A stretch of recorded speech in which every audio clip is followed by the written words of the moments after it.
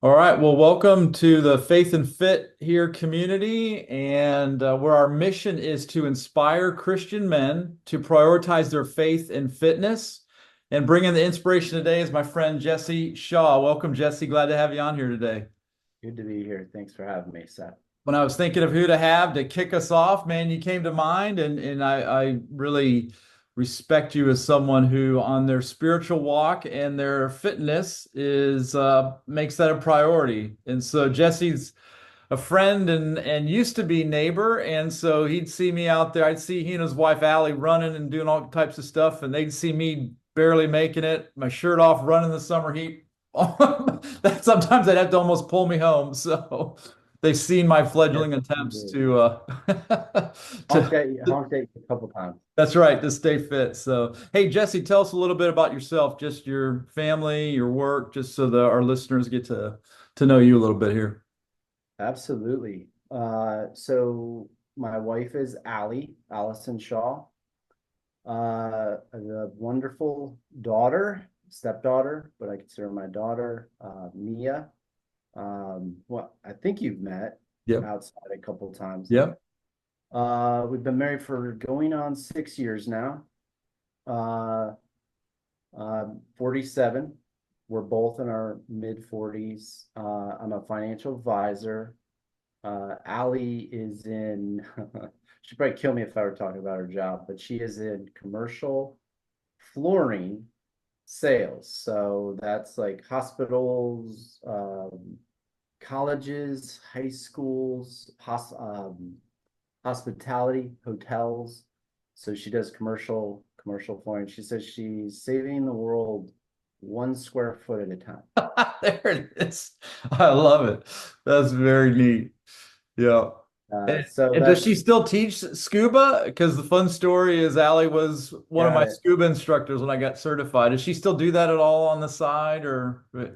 She does it with Mia, and it has been it's been 5, 6 years now. That's one of the to-do items is for me to get um, my scuba license. Okay. She does it about once a year, but that's actually a good point to bring up. Kind of our prior, we were both collegiate athletes, so she was a gymnast at University of Missouri. And I was a football player at Lehigh University, which is a smaller private school about 45 minutes from Philadelphia. Um, Years ago, like turn of the century, I guess, for both of us. Um, but so when it comes to fitness, we did grow up with it, the two of us, and my testimony is of course a little bit different than hers. Um, but she's always been very active. She would self-proclaimed adrenaline junkie. So, and that was the exciting thing for her after college gymnastics. She became a scuba instructor, kind of years into the industry. She was an architect major. Um, and like with you and Joe, I believe had the pleasure of being her students um, years ago, but she did that for like a decade. And then when I met her, I think she hadn't been teaching for probably 3 or 4 years, but she had been doing some other things that are pretty cool, like skydiving. When I met her, she had like 250 jumps What? under. Well, yeah, she puts me to shame in a lot of ways. Wait, can I interview her? Let's get You, you have an awesome pool of candidates, I'll tell you Yeah. that. Yeah. Just in your circle of friends. But yeah, Yeah. she would be, and we're so different. We're so different that yeah, if you wanted a female perspective, she'd be a good one for Yeah. sure. Mine is a little different, which I'm gonna share more with you on. But yeah, after college football, um, yeah, I wasn't disciplined in my fitness or my diet really. In that it was a blessing and a curse. Physically, I could almost get away with it. Um, but, and I can share more about that, if it's outside of the questions, but basically, um, you know, it was my BC life is Mm, the best way to put it.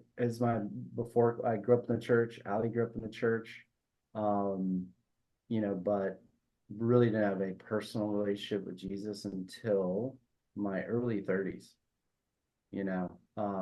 So in my 30s after college, when faith and fitness were pretty non-existent. mm, For me, my personal walk, uh, it was lifestyle.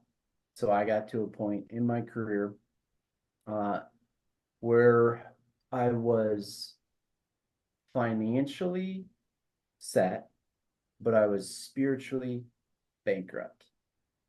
And it was through a series of events, went in recovery. And that was kind of the end of my before Christ life and the beginning of my AD life.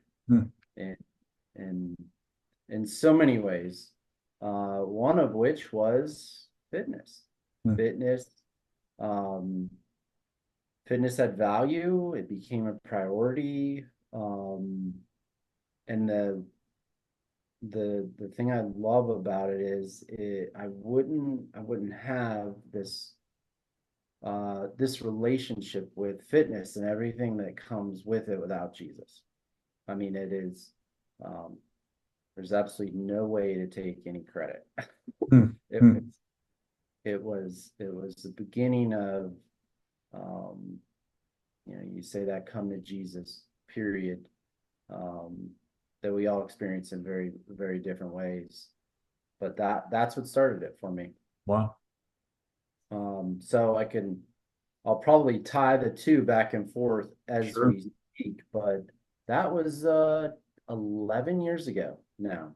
So uh, the first, it's funny, there were parallels too.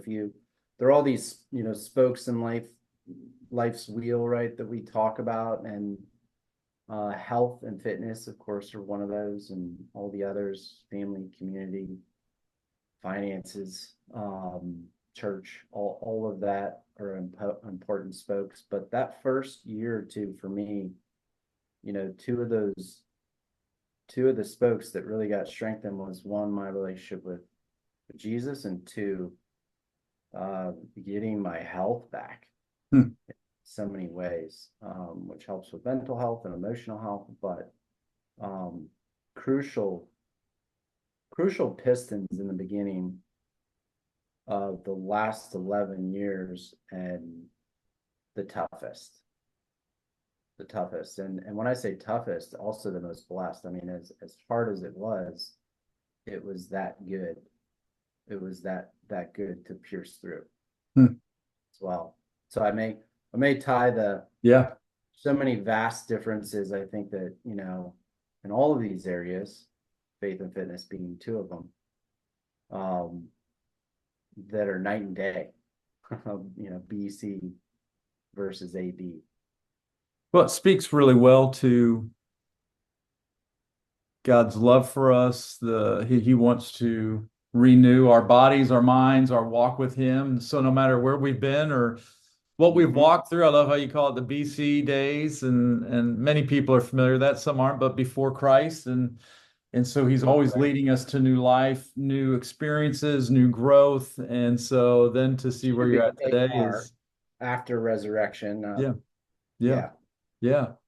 clarify Well, that one. what are some of your cover both some of your faith priorities you're working on now and your fitness priorities you're working on, just to help our listeners hear how that looks for you, prioritizing that, what that means day to day. Current, so like current priorities, I want to make Yeah. sure, right? I had to put notes down, or I would. Like, okay, that's quick. Um, the current priority, it actually is this is a good one because I'm in a new phase. So I'm 47. I've been in this routine, um, that has, changed in so many ways over the last 10, 11 years. And the priority right now is a little bit different. So um, the routine and everything that kind of comes with it at this point. So stability, contentment, um, security, peace. A lot of those are, evident in both faith and fitness. So the current thing for me has been, and in particular because of my wife, is stewardship. Hmm. Stewardship over I'm starting to see my body is less of mine, you know, Yeah. and more of, I mean, it is, in fact, it is hers. We have given each other to one another. And so and she's encouraged. So fitness has been such a routine. Nutrition is another one, and that ebbs and flows a little bit for me. So that's an area of improvement. Stewardship is this other. I'm in my late 40s, and I think this is I see this in many of my male friends, is like making sure I'm checking all the boxes with health. If I need to, uh, if I need recovery, there's my wife does something with sound wave therapy that's been really good for joints. So really surrendering to that, even though it's not my Hmm. natural inclination, is to do, Wow. things like recovery or preventative, like going to see the doctor on a regular basis. Um, and one of the current things I'm dealing with is joint pain. And so the question arises, is it early onset arthritis? Uh, and going through that process of going to your doctor and then, seeing the associated specialists. And I don't know if you've had to do any of that, but it's not an easy thing, Yeah. Oh, I need to. I've done a little bit and need to do more with my left ankle. I think it is arthritis, so it's starting to figure out that world now, but You got it. So it's in that spoke, taking a stewardship approach. I'm so blessed, and we in general, our circle of influence, I guess you could say. Well, we're one blessed with Jesus, which you hang out with Jesus long enough, you're just going to get in a better habit. That's what it is. Um, and just being so blessed to be in great shape for a 47-year-old. And it's like, okay, God, really, what is it? What is it that you want me to surrender to? And it's been this stewardship theme. Hmm. And taking, in addition to all the working out and the nutrition, which is both preventative and kind of daily behavioral habits, but also doing those other things. If I have joint pain, making sure that I'm, you know, um, seeking appropriate help, and I'm getting a little better at that. I don't know if most men are like this, but I will say something about my joints, and then Allie will schedule a doctor's appointment for me. Like and I know that's not good. It's like, I gotta get off my butt and prioritize this for her, so, Hmm. as a gift for her. So, Hmm. um, and yeah, so that's where my priorities, my challenges kind of Yeah. currently lie. But all of the other areas, I'm just so happy, because it is tough to get, we can talk about that, but people are under, people are under, people get disillusioned, and it's because of the original illusion that it takes 30 days for a good habit, or 90 days. I mean, the number one thing and I was a fitness coach. I did mention that. In my AD life, I was a personal trainer Yeah. at a local gym, and that was before I became an advisor. Uh, but the number one observation, seeing hundreds of people, and what worked and what doesn't work. And it's like what you may read versus what you see. Hmm. Uh, and that is, you got a year is a minimum. A year is a minimum for for the revelation of what you're currently doing in your routine is something that you may have for decades. Wow. It's the number one. I mean, I saw you see dropout at 30 days, you see dropout at 90 days, you see dropout at 6 months, but that a crucial threshold that I've seen just across the board is a 1 year mark. That's interesting. So I've got to throw out that 21-day book to Better Habits or whatever. I think uh as long as it's back to back 21 days that go There you go. That's where you have, So you're yeah, saying within a year, so that a year is a good marker of, hey, this is actually stuck. This is a habit or yeah. a lifestyle change. You'll see a range of phases and emotions and um a lot. I mean, not to mention the fact that all of life's other spokes are simultaneous, right? They're occurring at the same time. So you need a full year of all, of a full year of that of the fire, that tests and purifies that behavior. So I mean, the more and I didn't know this. I had to learn this through just sheer um it was around 1 year, and this was what happened to me personally. And I don't know, maybe I'm just a bad case, but the worse I am, the better that is, I guess, to help others. But in that first year of really exercising, um, I dreaded, I can't remember. I mean, I can't feel it, but I can remember it. Is that like going to the gym? I'd think about it all day. I would dread it the half an hour before.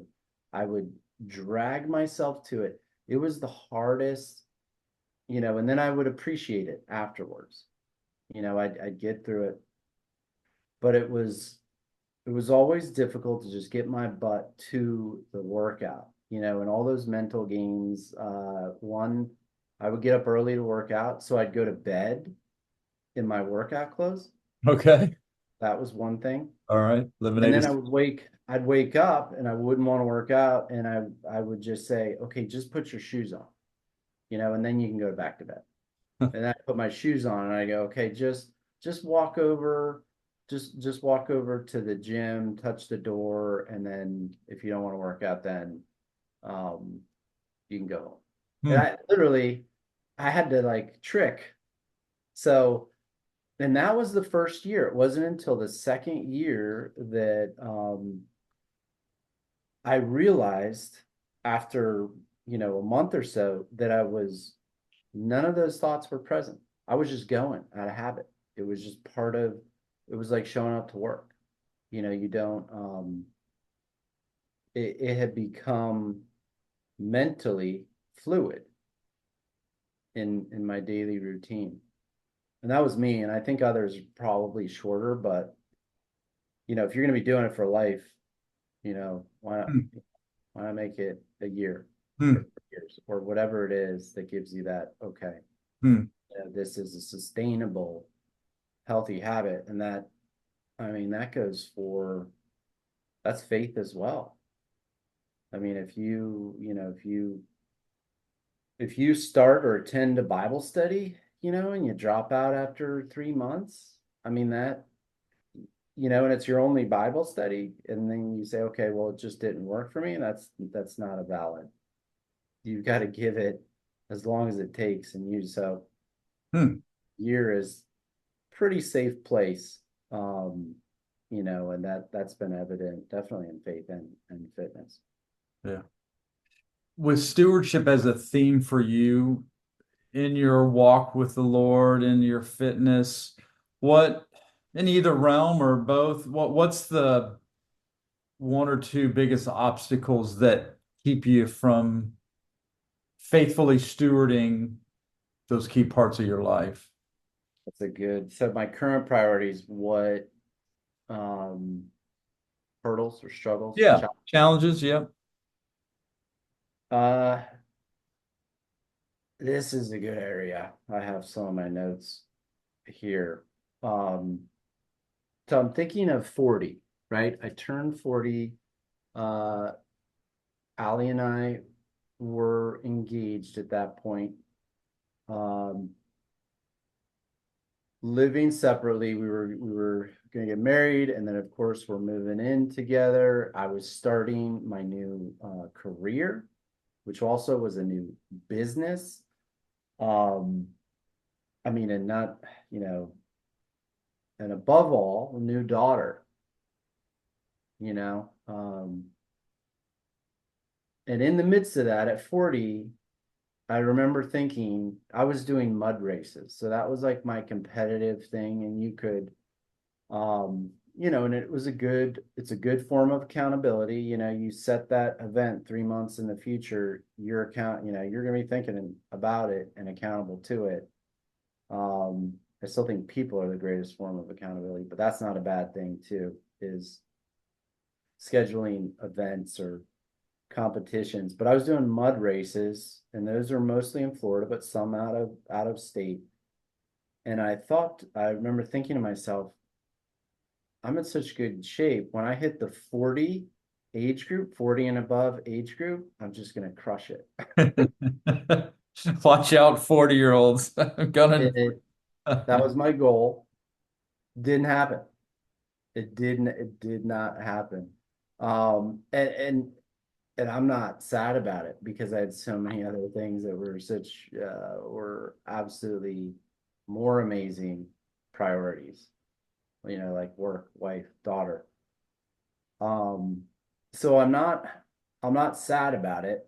The sacrifices were absolutely worth it. But what's funny about it is it was so unrealistic, you know?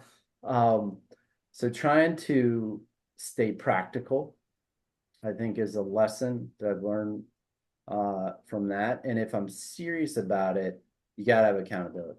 And Hmm. I didn't, you know, it was like, I'll just do it. Um, but if it were a regret, if it had been a major priority, uh, you know, if you dial the clock back, it absolutely has to have accountability.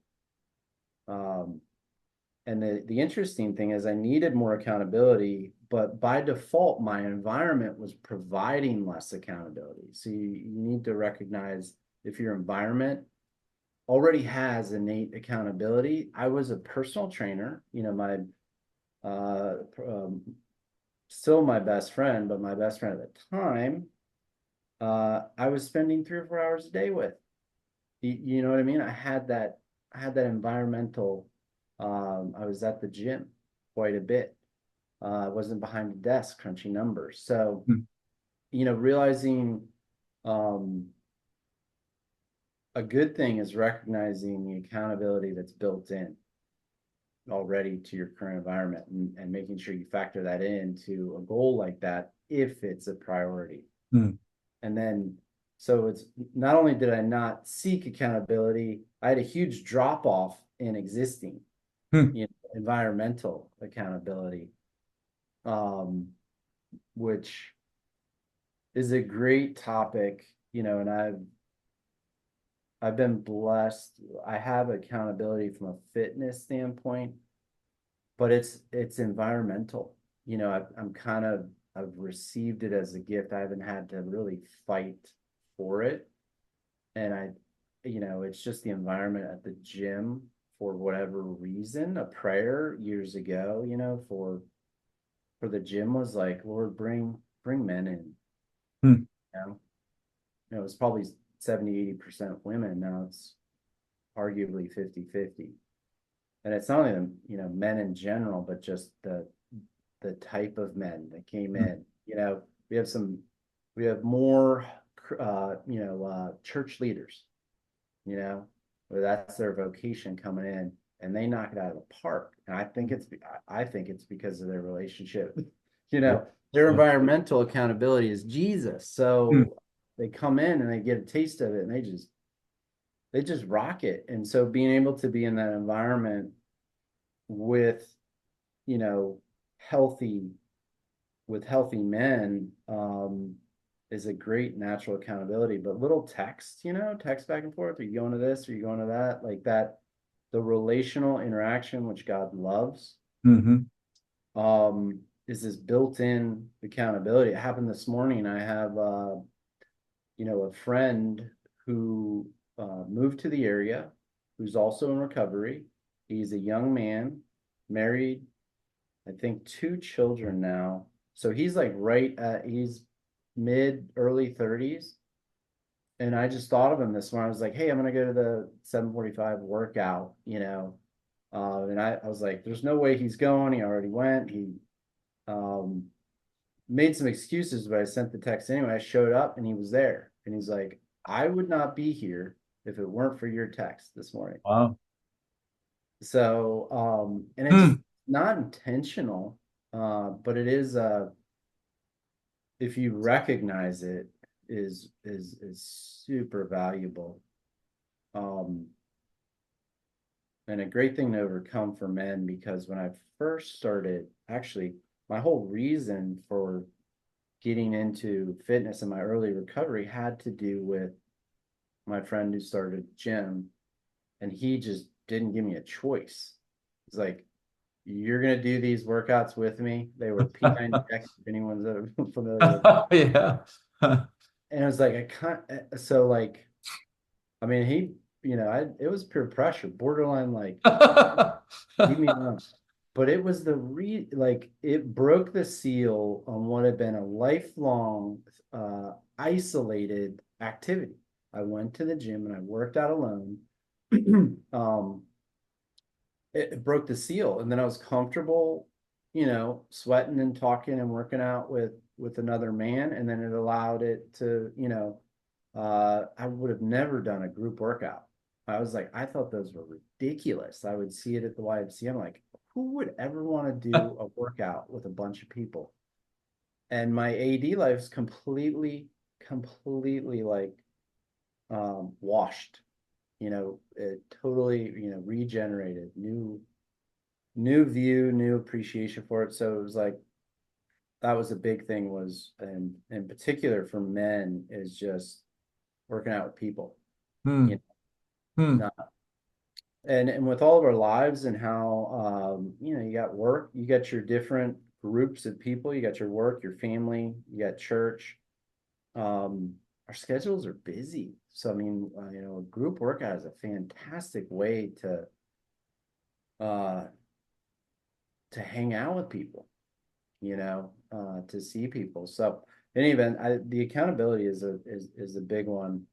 Um, the current stewardship theme, I don't, as far as health goes, I have a Christian business group where we do have accountability there, but it's every 30 days, so it's a little softer. Hmm. But that might be something to pray a bit more about. I'd love to see where all of this, your research and study into this area, where it leads. Yeah.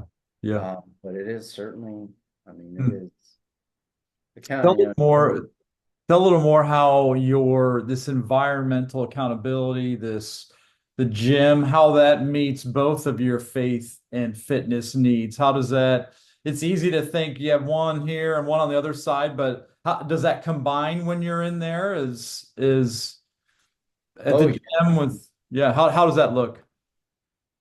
Well, yeah, this is a really good, this is a good point. Well, one, I can't take any credit for. I think, God is sovereign. He, you know, there's not much I can take credit for, other than making sure my relationship with Jesus is healthy. He'll Hmm. keep me in that environment. But when you think about, church and gym, and you got that Venn diagram, there's this fantastic overlap Hmm. between the two, where it's church at the gym and it's gym at church. And it really is. it's a cool thing. I can't take much credit for it, but one of the blessings when you think of, you got church hurts, right? And for many reasons, people go from church to church, or there's gym hurts. Mhm. There's all sorts of hurts. Yeah. And like a mentor of mine said this a long time ago, and he was kidding, but he was like, he said, Christianity is fantastic if it weren't for all the Christians. So and I mean that very affectionately, but it's like this, if you're gonna, you got to manage your heart if you're gonna manage your body. Like there's no, you can't come in with a single purpose as a Christian, in my opinion, for it to be all body. Hmm. You are also, your heart is working out quite a bit, and there's been a lot of gym hurts Hmm.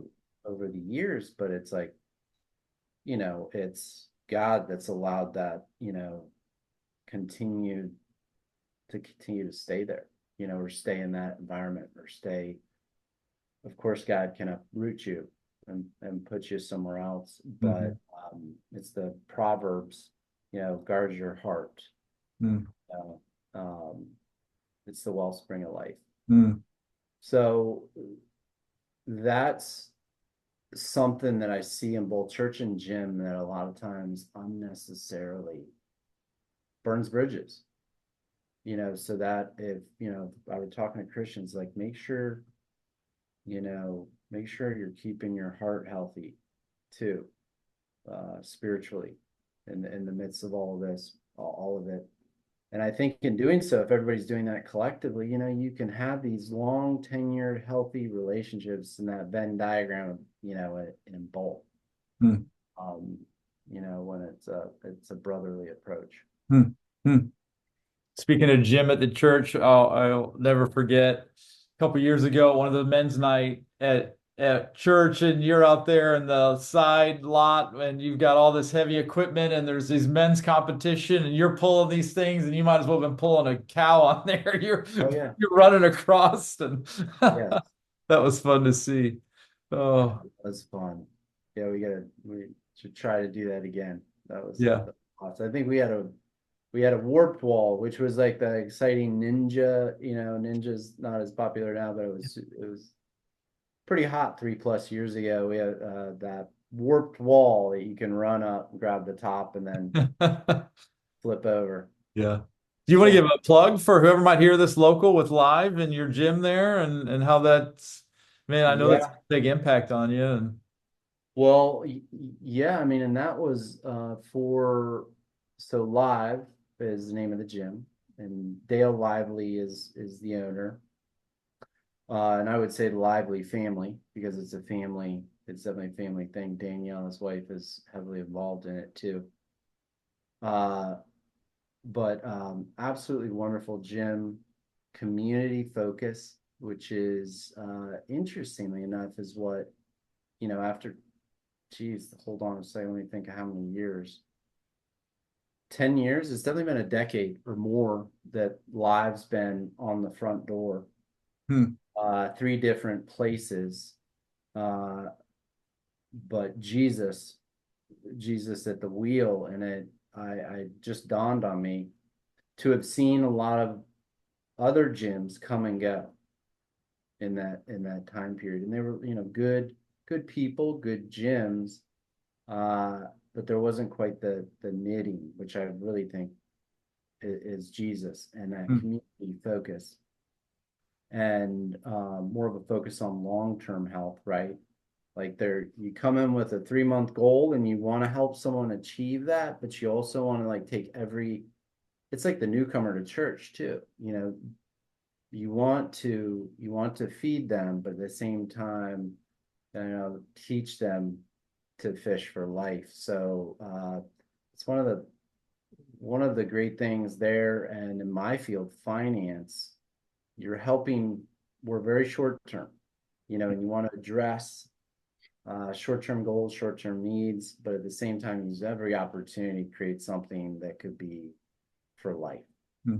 And that is definitely a defining characteristic of that gym. Hmm. But I would,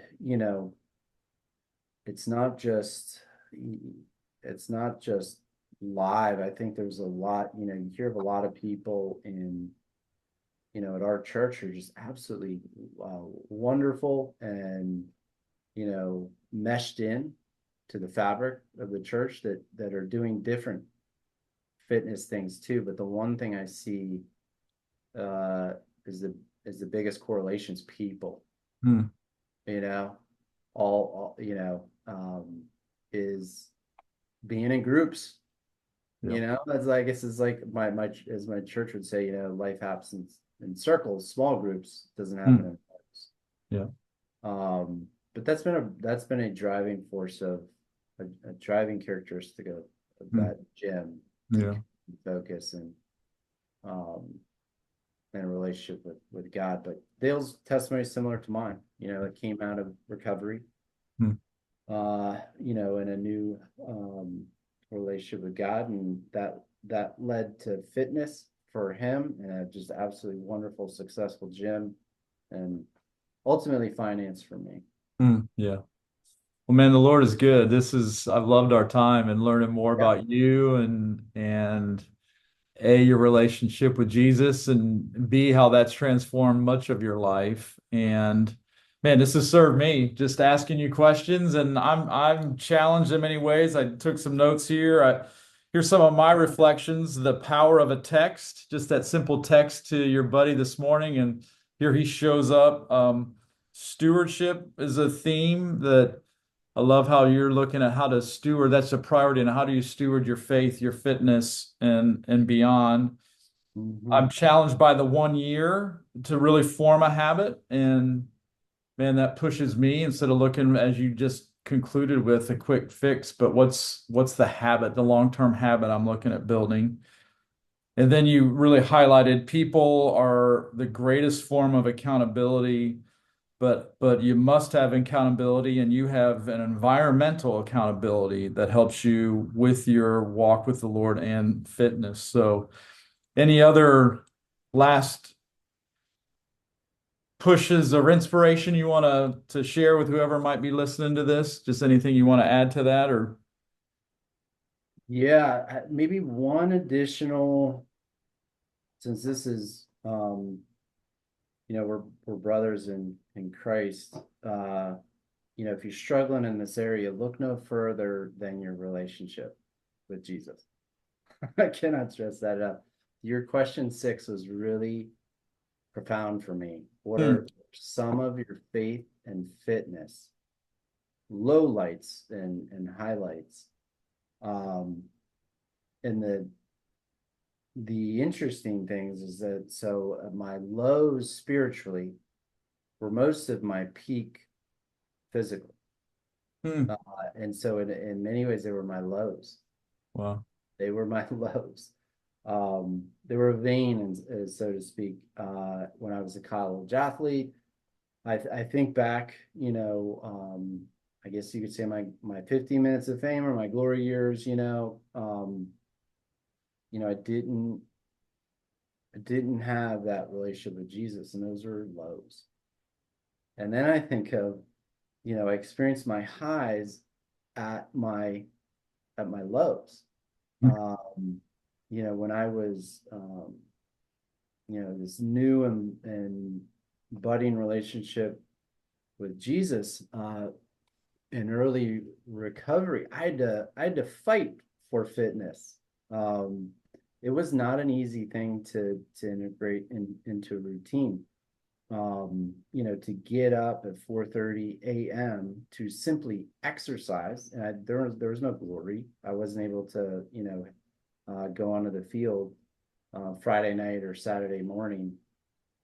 Um, so in many ways, they were kind of my lows, but they were my highs. So there's always that paradox in that relationship with hmm, Jesus. But just to remember, you know, what you think maybe lows, in your fitness journey. could also be, I mean, super spiritual highs. No, man. And that, so it all,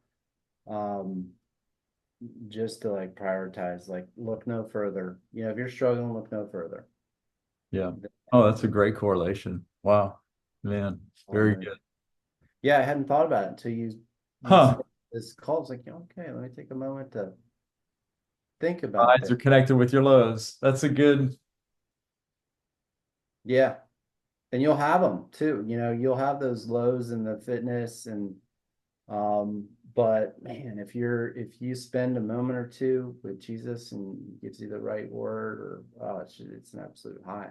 And it's what Well, that speaks you to out Christ of those things. emphasizing our faith and fitness is not easy, nor should it be. We know there's a spiritual battle the Bible is very clear about, but also as I turn 50 this month, there's a physical battle too called age. Yeah. So it's not easy, but it's worth it. And so, for any of our listeners, just as a way of Jesse highlighted on the importance of accountability, just go to below the video. There'll be a link to the website, and we call them priority partners, but it's accountability and someone who's equally as invested. So if that's of an interest or a next step, I know I need accountability. And so it's the website is faithandfit.podia.com, Podia, faithandfit.podia.com. If that's the next step of, well, how Jesse shared to encourage you and to look at, man, I need more accountability in my life to help with this, then we'd love to serve you. But Jesse, it's been an honor, man. Really, man, this has blessed me and encouraged me, and appreciate you investing your time and serving the listeners here. You too. Really appreciate what you're doing here. Oh, So you got it. Oh man, you're an inspiration to me, man. You really are. I appreciate likewise. your walk with God and your fitness and lots of funny thing. I remember Jesse's the guy who, hey, you want to go on a 24-hour run? A few years ago, like a 24-hour run. What are you talking about? We can go home and sleep. Oh, Ragnar. Right? Yes. That's an open invitation too. For the And it's actually, 24-hour run. and I'm one of the laggards too. But the group it's a good Yeah. group. Yeah. Oh, that's good. Well, thanks, man. Really appreciate you investing your time. Thanks so much. You got it, bud. All Have right, a good brother. We'll talk soon. Okay. one. Bye now.